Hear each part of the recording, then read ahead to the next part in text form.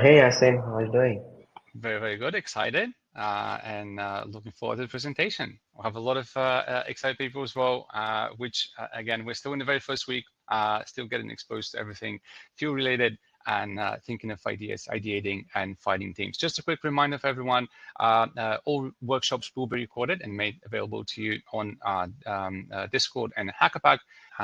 Share a few words and take it away. Thank you so much, Yasin.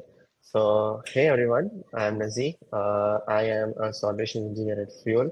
And in this workshop, today I will be focusing on writing an airdrop contract in Sway and how we can fully ship that from scratch.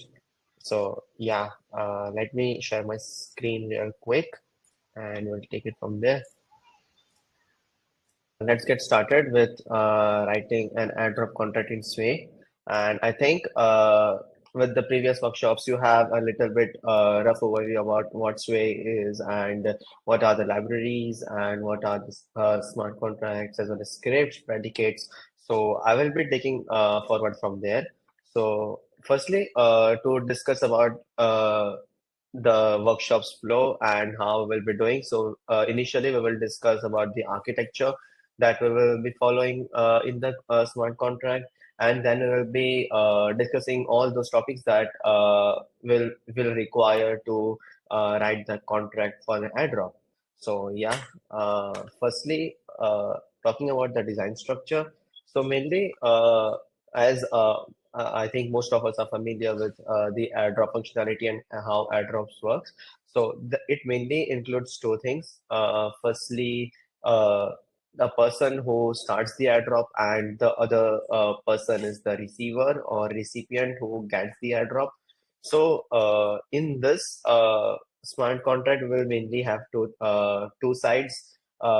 First one is the storage sites where we will be storing all the data. For example, recipient data, how much the airdrop would be, what token are we airdropping, who is the owner of the airdrop. And on the second side, we will be having a claim functionality, which will be totally related to a recipient and what proofs he needs to claim and how the entire functionality would work. So let's get started and dive into this whole diagram. So uh, starting from with the owner side. So let's say I have to deploy an airdrop contract, or I would want to do an airdrop to some of the people. So what would be the things that I need to take care of if we will be using uh, this architecture? So in this contract, we will be using Merkle proofs to verify and claim the airdrop. So as we will be using Merkle proofs, we will be requiring to generate Merkle trees and store that somewhere in our contract. So essentially, to store some variables that will be globally accessed to the entire contract, we will need something called storage variables. We will be defining the storage variables at the top of the smart contract, and this will be accessible throughout the entire contract. So in these storage variables, we will be mainly storing four things. First one is Merkle root, which will be the root of our tree, and it will be used to verify the claim while the recipient is claiming. Second one is the end time, and the end time represents at what time our airdrop will end, because it is not necessary that the airdrop will go for lifetime. Some will end, someone has pause time, some don't. So it is really helpful to store end time. Second, another one is asset ID. Asset ID represents what is the ID of the asset that we would want to airdrop. And the last one is owner. We will be storing owner address that will unlock a couple of powers about the smart contract to the owner address. So these are mainly four things that we will be storing in the storage variables. Now coming to the recipient side. So as I mentioned that we will be using Merkle proofs to claim data. So while the user will be claiming, we will be mainly requiring three things, namely Merkle proof. leaf index, and claim amount.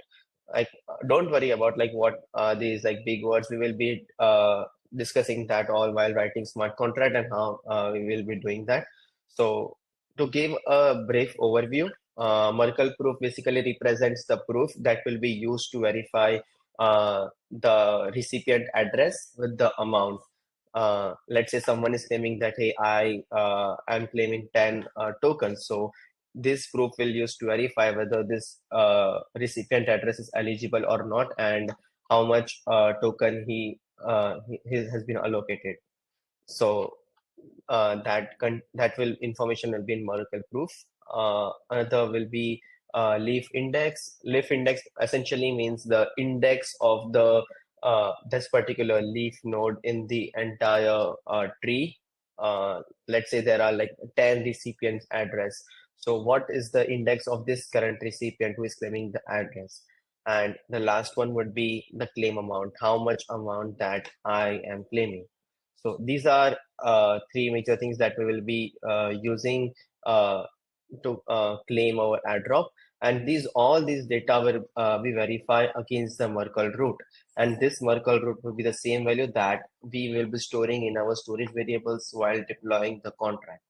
So this overall covers the entire design structure of the airdrop contract, and our whole workshop is gonna revolve around these concepts. So moving on to the next flow, I hope everyone has been cleared up till now. If you have any doubt, feel free to pause me in between. I'll be happy to answer that. Now, coming to the next slide, this is user flow. So how the user flow will work, like okay, like we have all the functionality, architecture, the how it will be working behind the scene, but uh, how the user will interact it and what the user flow would look like. So for that, uh, again, that there will be two flows. First one would be the owner flow, and another one would be the recipient flow. We will be discussing owner flow first, and then we will be discussing recipient flow. So let's say I am an owner and I want to do an airdrop. So important things that I will require are the recipients' addresses and their token amounts. That this will be the major thing that I will be requiring. So once I have that, then I will use this value to generate Merkle tree of the recipient's data. This Merkle tree, once I have this Merkle tree, I will store its root in the contracts configuration. And whilst uh, whilst deploying this contract, I will be storing this, and it will be stored in the contract for like uh, infinite time. It won't be changed unless we allow that to. So this majorly covers our owner flow. Now coming to the recipient's flow. Now let's say I want to claim the recipient. Then again, I would not want be requiring other persons, or let's say other recipient data. I have my own address. I know what how many tokens I am allocated. So what I can do, I can just use these two data and I will generate a Merkle proof. And I will, using this proof, I will call the claim function. And in that function, I will pass my proof that I have generated, my amount, and leaf index. So that while claiming this function, I will verify these data against the root that I have stored in our contract. So this covers our whole user flow on the owner side as well as recipient side. Now, moving to the next slides. So in this whole contract, we will be essentially using two things, Sway standards as well as Sway library. So what are these two things? What are Sway standards? So Fuel has a Sway standards that define usage to enable cross compatibility across different smart contracts. Let's say there are let's say three projects that are building on SRC20 token. Now, if we don't have this standardized values, then all the implementation will differ and won't synchronize. So to allow that, we will have Sway standards that will enable us to work cross compatibility between smart contracts. Now, what does it do? It provides standards like native assets, access control, and security contracts, bridges, etc. And these are also pretty easy to use. You can just import this line uh, into your fork.ml file, dependency file, and you will be good to go. And you can just easily import it just like APIs in your smart contract, and you can directly use it. So if we talk about some of the examples, then it covers SRC20, which is the native asset standard for fuel, and SRC3, it provides mint and burn functionality, and SRC5, that is ownership standard, and uh, some other like that. So this pretty much is like Sway standards. It is quite important and it's very widely used. So this is one thing, and another would be Sway libraries.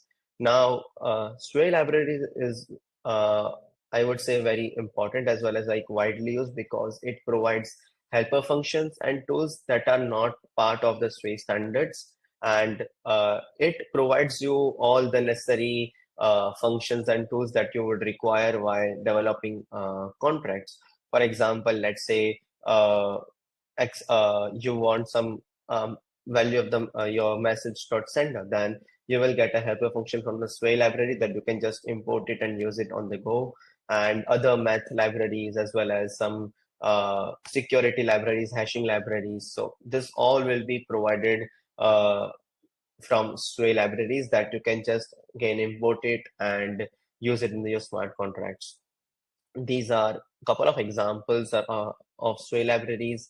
If we iterate to some of those, this include Merkle library that we will be using in our contract today. It helps to verify trees that computed off chains, and ownership library. This applies restrictions, so only a single user may call certain functions.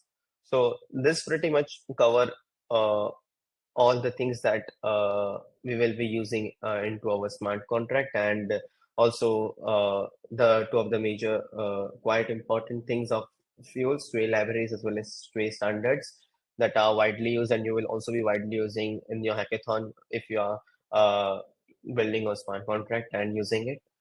So yeah, I hope everything is clear until now, and let me know if you have any questions.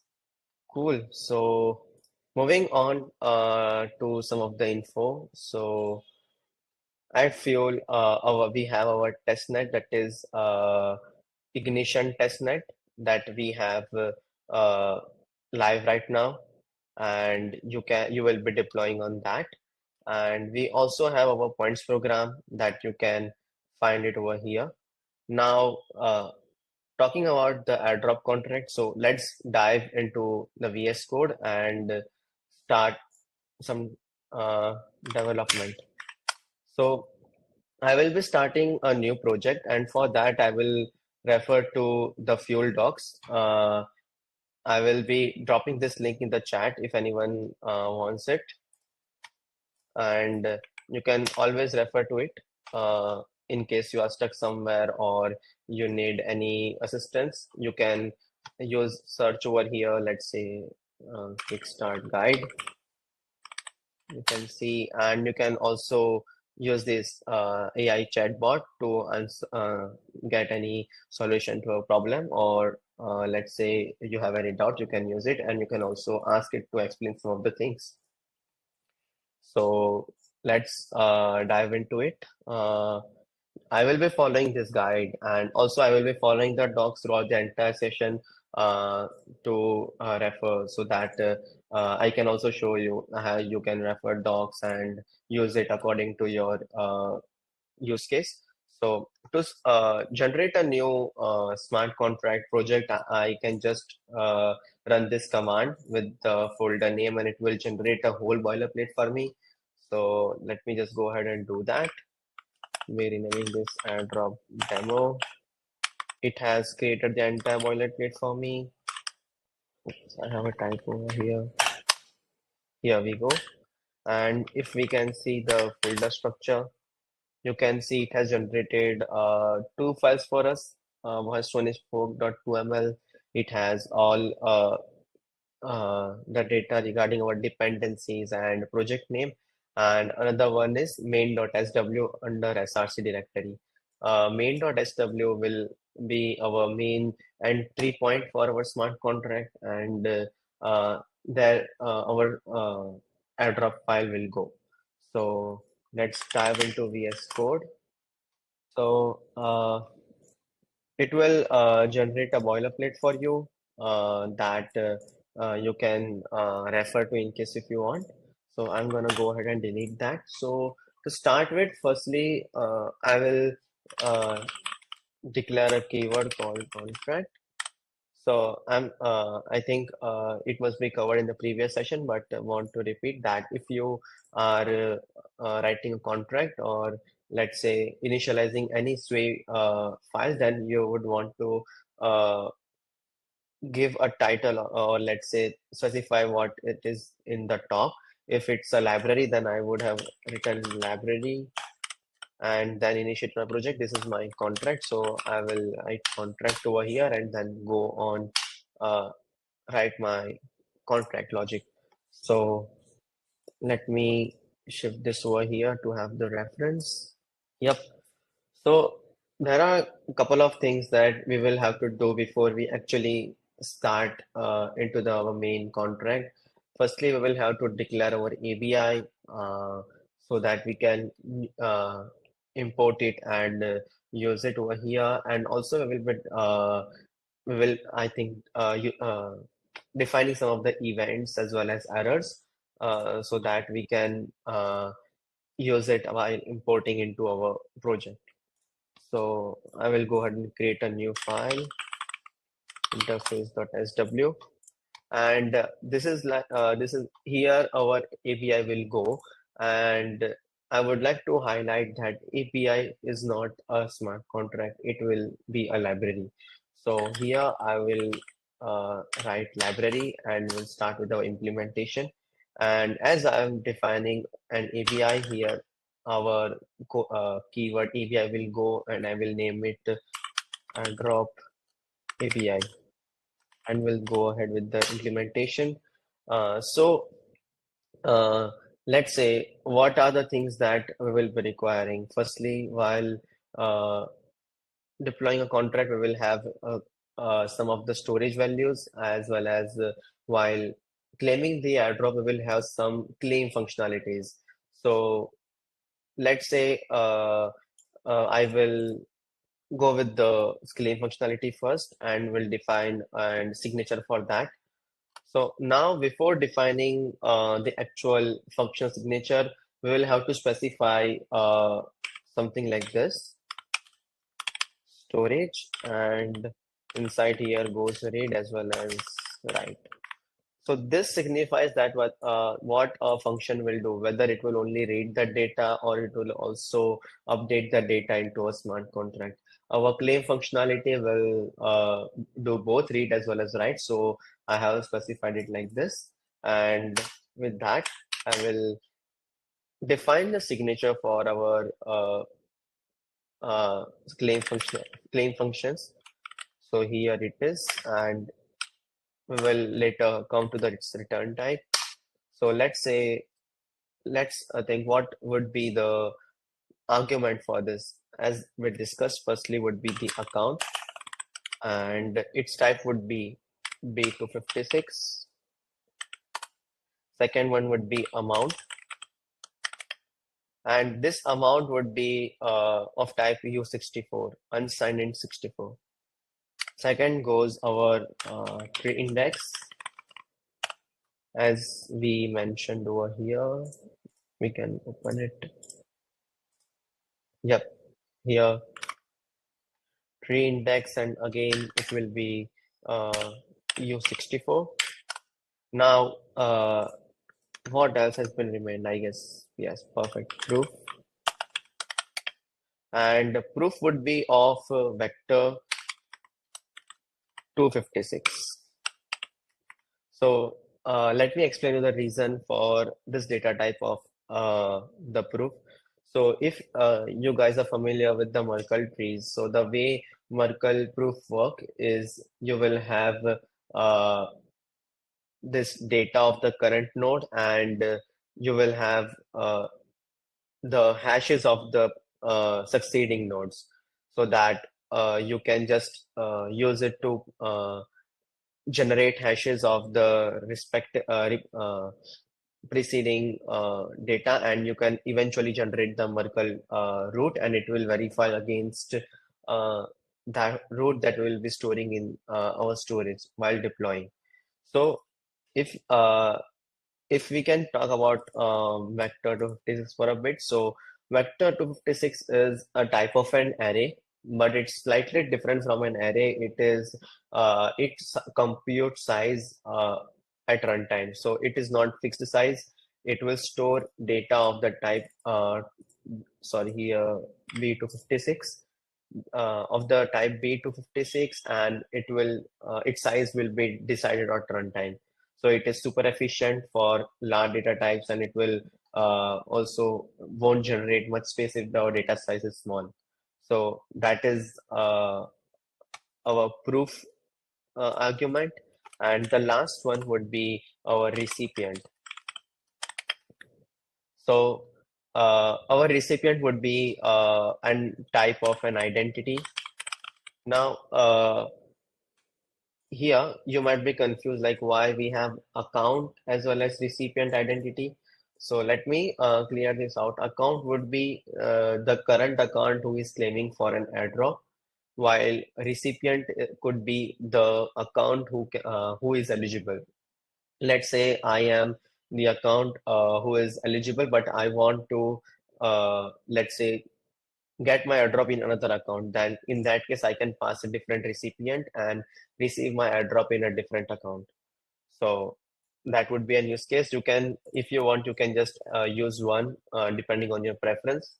So yeah, and after the function signature, we'll have to define its return type. So for this function, I will be returning U64. That would be apparently the amount of the airdrop that the user has been claiming.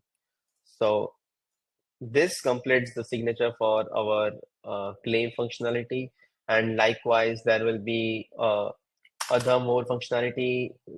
Let's say there will if we go to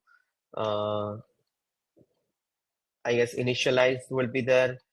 uh, Let me see if I can find something. Yep, here we go.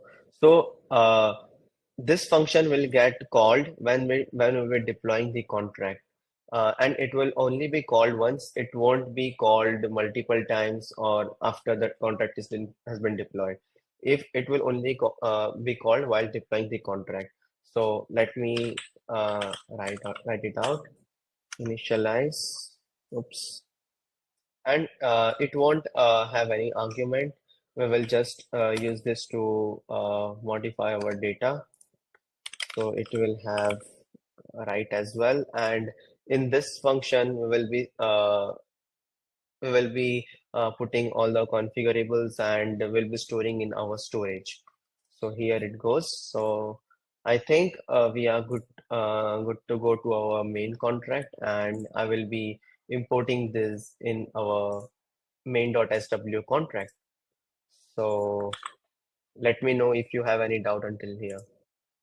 I'll wait for around 10 seconds. Perfect. So let me proceed with our smart contract.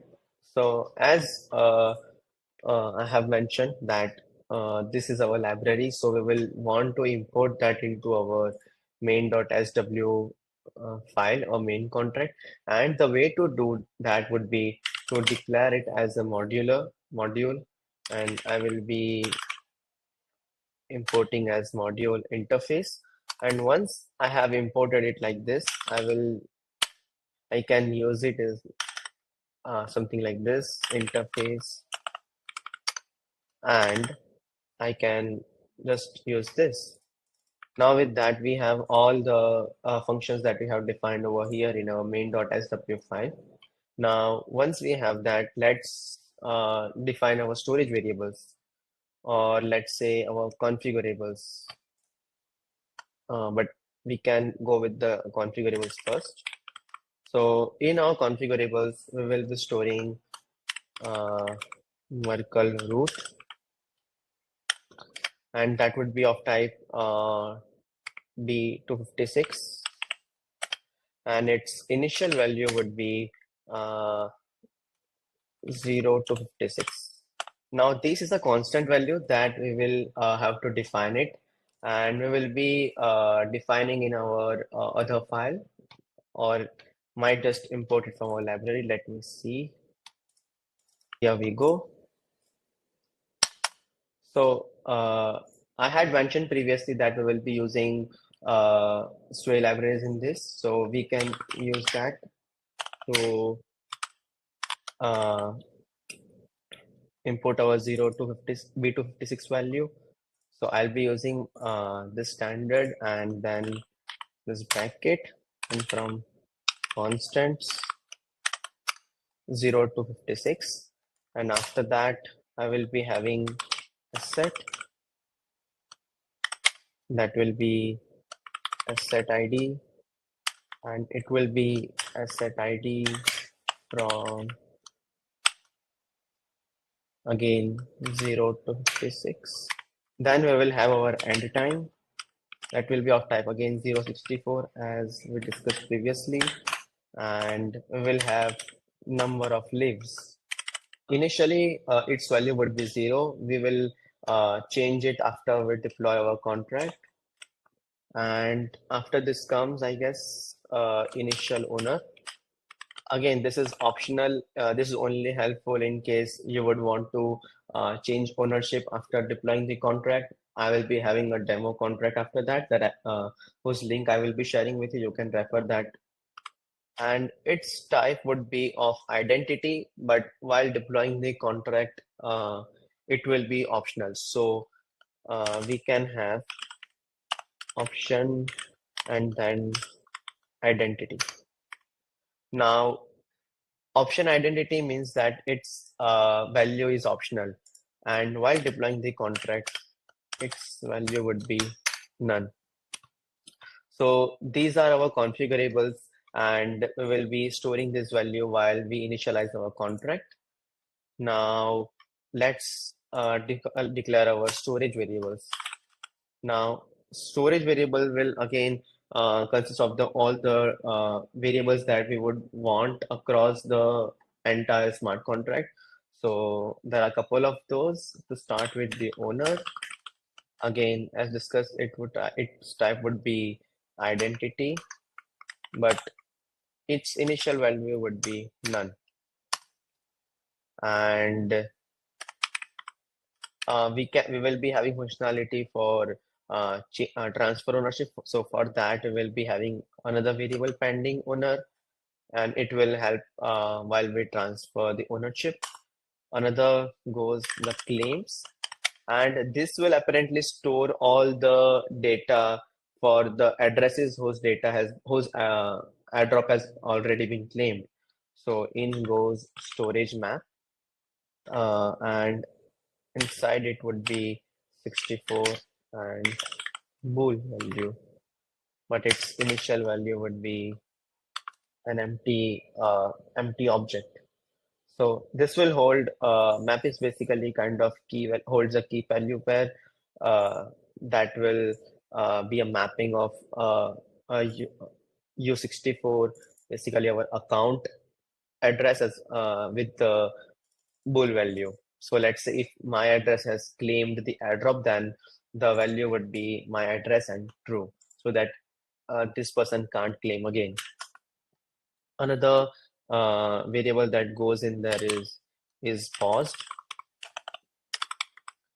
So this pause variable is helpful if you would want to have a functionality for pausing and resuming your airdrop. So again, this would be bool and false initial value, and yeah, I guess that's all those that we will require for the minimal airdrop. We can obviously have a couple more for external functionality, but I guess these are pretty much what we need. So yeah, let's move on to the implementation. To implement our contract, we will have to declare something with implement, and it will suggest that we are implementing the contract for uh, airdrop. So now I will use this airdrop ABI, and I will write for contract keyword, and then I will have my whole implementation of the contract. So to start with, as we also have a claim function, first we will write our claim functionality. So again, we will have to write this, start with this with storage keyword, because our function will both read as well as write data to the uh, contract. So something like this, and after that function definition and u64 and something like this. And in here goes all those arguments that we defined over here. So that includes amount, u64, that is the one, proof, recipient, I guess one is remained, amount. Its type is B256. Here we go.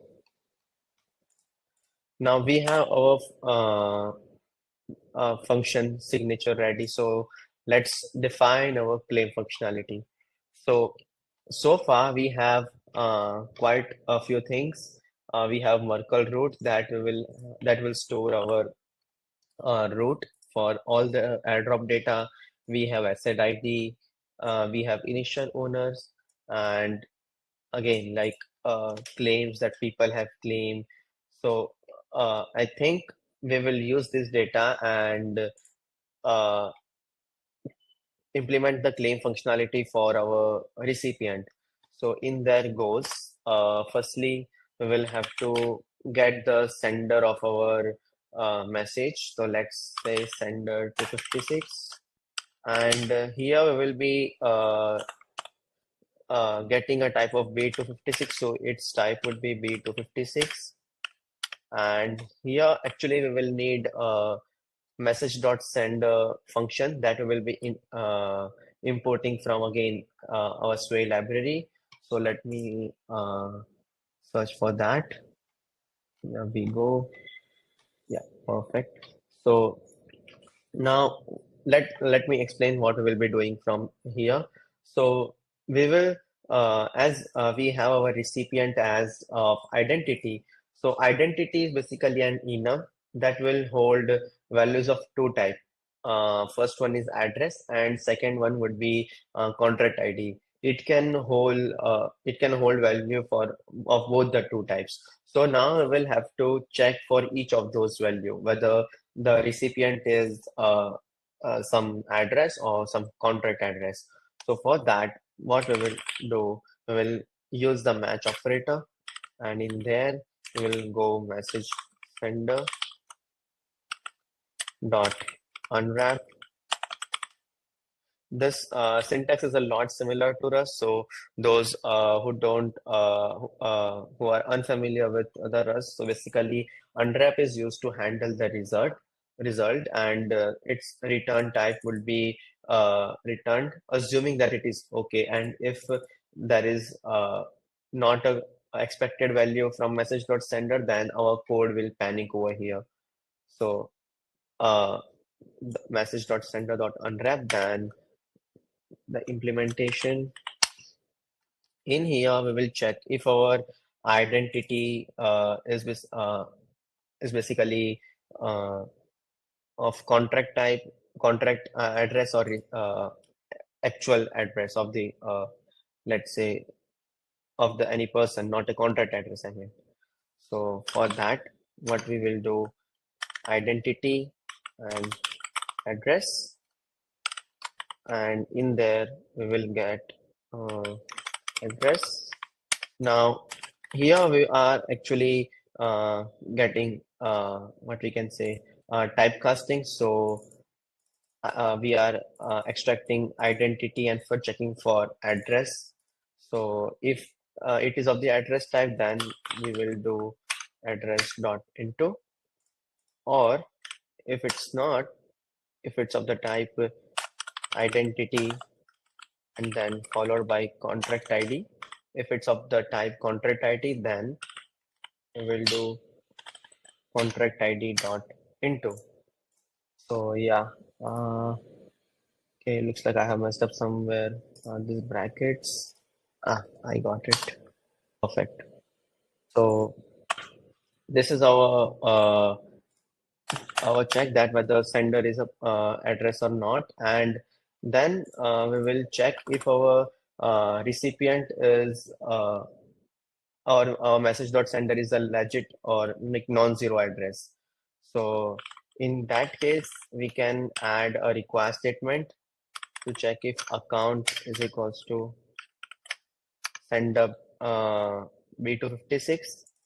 So if it is not, then we will set invalid account or something like that.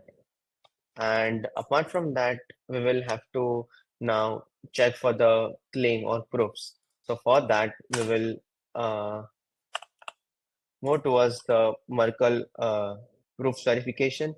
So for that, let's define leaf params a variable, and in that we will define a tuple basically, and that will hold our account as well as amount. Now we will use this leaf params to generate our leaf hash. So let leaf hash is equals to, now we will have to use a hashing library from a Sway library to hash this value. And for that, let's head to the docs.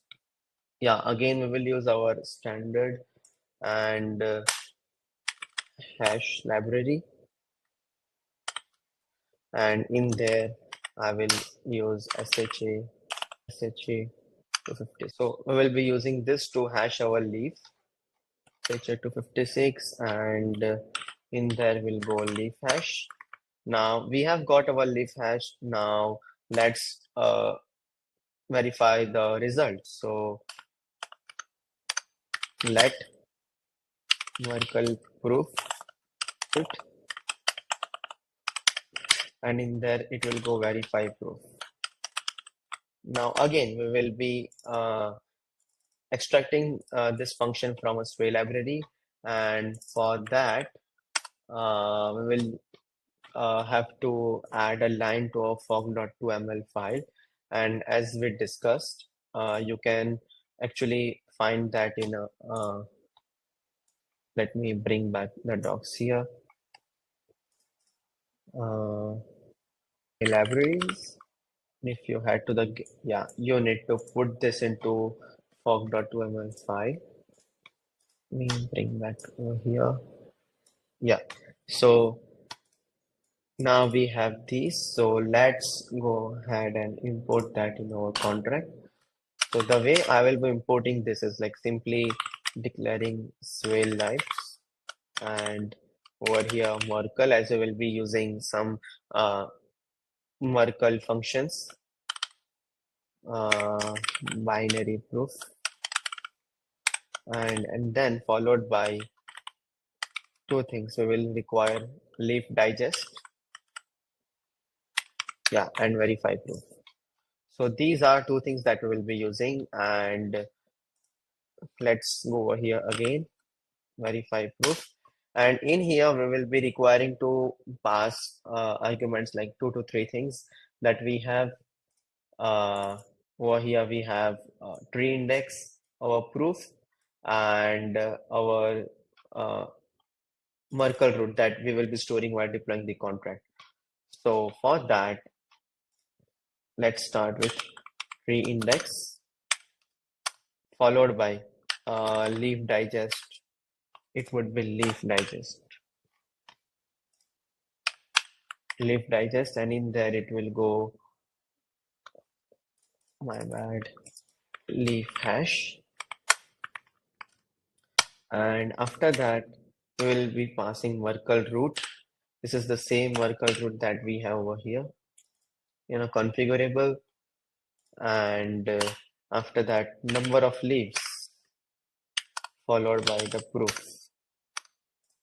Now, this will verify that whether the claim is actually valid or not. And if it's valid, or let's say if it isn't, then we will add a require invalid proof or something like not eligible for the airdrop, something like this. Now, let's say if the proof is valid, so we will have to transfer the amount to the recipient address, and we will have to update our value of the claims in here. So for that, let's first update our value. So now this is the variable in storage. This is the claims in storage variable. To access any of the storage variable, we will have to do storage dot claims dot insert index true. We will be storing tree index because tree index of the whole tree would never change, and it would be easy to store just the U64 data than the whole address. So update that, and once we have that, transfer. We will call the transfer method, and it will transfer recipient the required amount as long as that will come here. Here we go. And now, as we are returning U64, we can return amount over here. So this goes our entire claim function. So we can also add over some checks like whether some condition, let's say the user should not be a particular address or should be this address only, or let's say if the end time is there or if the contract is not paused. So we can put some checks over here, but yeah, for the demo purposes, I'm not adding there to save some time. So this is our claim functionality. Now that leaves us with the initialize functionality. Okay, there's a typo over here. Yeah. So let's work on our initialize functionality. So this function will only get called while deploying the contract. But before that, let's write the function definition. I will put that over here. Here we go. Now function initialize. Now, what we would want, we don't want it to initialize it multiple times. We want to set some values. So what we will be doing, storage dot owner dot write initial owner, and storage dot is initialized. Let me see if we have this initialized. Yeah, let me add that. So this will make sure that our airdrop has been initialized. So storage dot is initialize dot write true. So that goes over two of the major functions.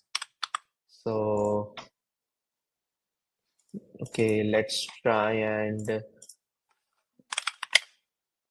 build the project. So for building the project, I will be running fork build. I'm sure that was some error. Perfect. Yeah, so let me see. Okay, my bad, the brackets are wrong. Ah, I have forgot. What else? Let's try building again. Update hash line number 8.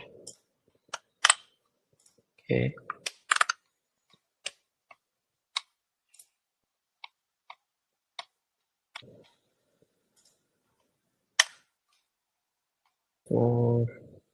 Oh, yeah. Basics. This should be account. Okay. Let's try and compile again. Oops.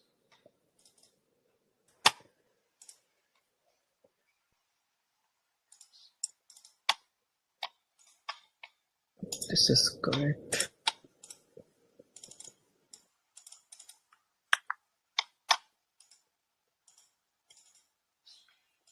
No.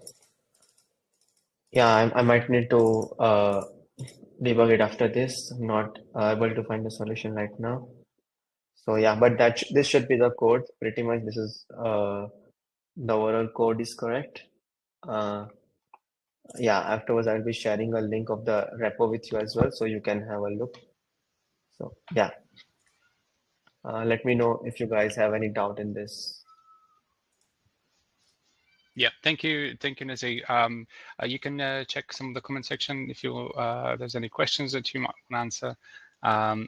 Anyone, now will be the best time to share your final questions. If not, make sure to share them in our Discord channel, and we'll make sure to follow and forward them to the field team. Also, for those of you asking what's going to be happening with the presentation, as well as the recording, all of this will be made available to you in the next 24 hours. We'll make sure to have a recording up and running for you. It will be added both on Discord and Hackerpack. And for any of the slides, we will make sure to add them also to the Hackerpack. Right. Any last bits, things to add, Nazeeh? No, I'm gonna be debugging that contract after this. I had it working before this, but I don't know what it is throwing me compile error. But the code will be this. Probably some bug around the versioning or the configurations. But yeah, if you want, I will be sharing the repo link after this. We have it private as of now, but yeah, I'll talk and make it public. Perfect. Feel free to send these with me, and I'll make sure to forward them to the community. Everybody else, make sure to tune in next week. This was basically the last workshop for this week, but next week we have 2 more workshops coming in. One's going to be on how to index data on Fuel in less than 5 minutes using NVO, and then another one is also going to be office hours, which is going to be TypeScript and Rust SDK. So by next week, hopefully we will have a team, an idea of like what you would like to build, hopefully running into issues already, and coming in to discuss these with the Fuel team and looking for some support. Don't be a stranger, say hi on Discord, and we're looking forward to support you. Thank you all, and wishing you all a great day. Thank you for coming. Thank you, Nazeeh, once again. Thank you, Yasin. Thanks for having me. Cheers. See you. Yeah. Bye, everybody. Bye.